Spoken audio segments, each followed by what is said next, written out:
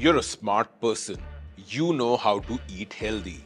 In fact, you secretly judge others in the supermarket who are not choosing organic or low sugar. I used to be one of you. But turns out, all of us are being made a fool out of. What the hell just happened? Turns out that even those of us who are buying, foods that are totally organic, definitely no sugar, and extremely high protein, are also getting conned. Because smarter than you or me are the food marketeers. Yep, some of the smartest minds in the country work at food marketing companies.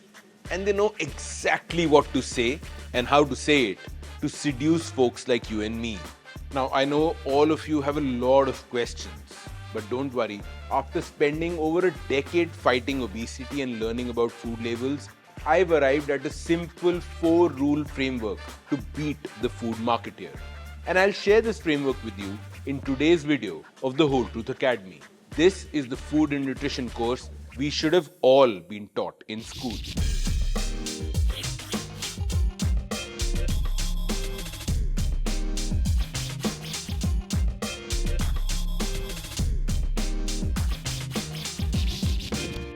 Look, if your friend was looking at a guy's profile on a dating app and he had this, chiseled abs and a photo with a dog and a photo with his mum, doesn't that sound like the perfect guy? No, run. Those perfect photos are a big blaring sign that he's hiding something. No one's supposed to be that perfect.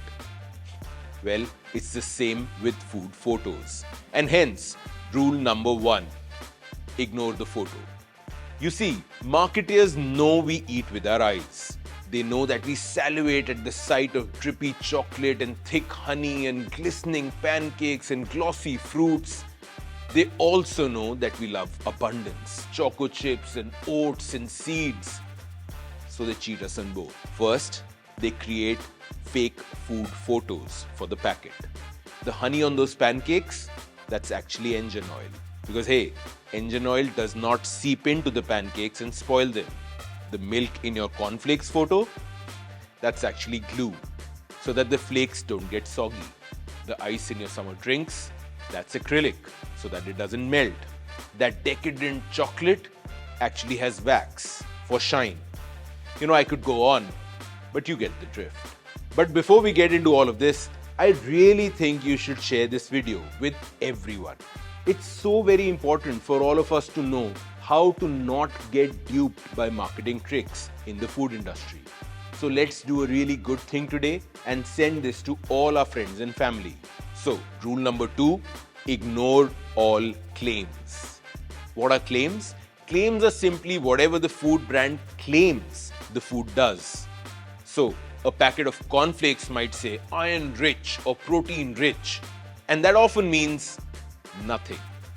Because hey, there's no standard definition of rich. So even if your cornflakes have, say, 5% of your daily iron requirement, they could call it rich. Luckily for us, we have a friend in this fight.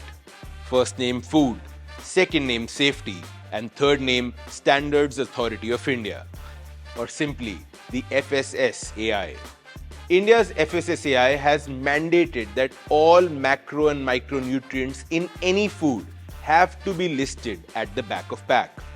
That's where the truth usually lies hidden, unfortunately, in microscopic font. And usually with one more simple trick. You see, FSSAI says that the nutrition list has to be declared per 100 grams or per serve. Now, if it's per 100 grams, that's easy to calculate. But if the manufacturer chooses per serve, then we have a problem. Let's take an example. Here's a 330 ml can of cola. Usually, you drink one whole can once you open it, right? So, one serve should be 330 ml. But the manufacturer here decided that, hey, one serve is actually 200 ml. Okay, tough maths coming up. 200 ml is 65% of this can. So this one 330 ml can actually has 1.5 serves of cola. So we are supposed to consume 2/3 of the can and keep the rest aside. And then the next time we want another serve, We drink the 35% left over, which would be completely flat by now, and another 30% from the new can and keep the rest for next time. What? A third way that food marketeers trick us is by working around our bleak knowledge of chemistry. For example, when companies say no sugar, they don't actually mean no sugar. Did you know there are about 60 chemicals that are sugars but are not labeled as sugar? Here's the list.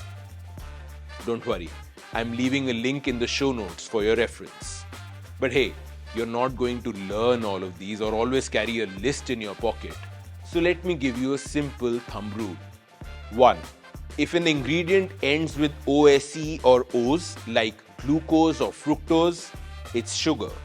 More importantly, if an ingredient ends in OL like maltitol or sorbitol, it's also a sugar, but it's not declared as a sugar. These are called sugar alcohols and they are widely used in all sorts of packaged foods. Look out for them. And if you're a fan of Hrithik Roshan, here's an extra thumb rule. If there's an ingredient that has a number, not a name, and it uses these acronyms INS or E, then remember that it serves no nutritional value. INS stands for International Numbering System for Food Additives, and E numbers are just their European counterparts. These are additives with no nutritional value. They could be synthetic colors, flavors, preservatives, or thickening and stabilizing agents. So yeah, fake photos, complicated chemistry, the English language itself. Now you're wondering, what else do they use? Geography? History? Nope. Math. Basic math. And yes, you too can use the same math to beat them. Did you know that FSSAI mandates all ingredients on a food packet need to be declared in decreasing order of constitution? What that means is the first ingredient in the ingredient list is the largest by percentage. Then the next, then the next. Now you're a smart food shopper. Happy shopping. Hope you liked this video from the Whole Truth Academy. Play it on your headphones the next time you go grocery shopping.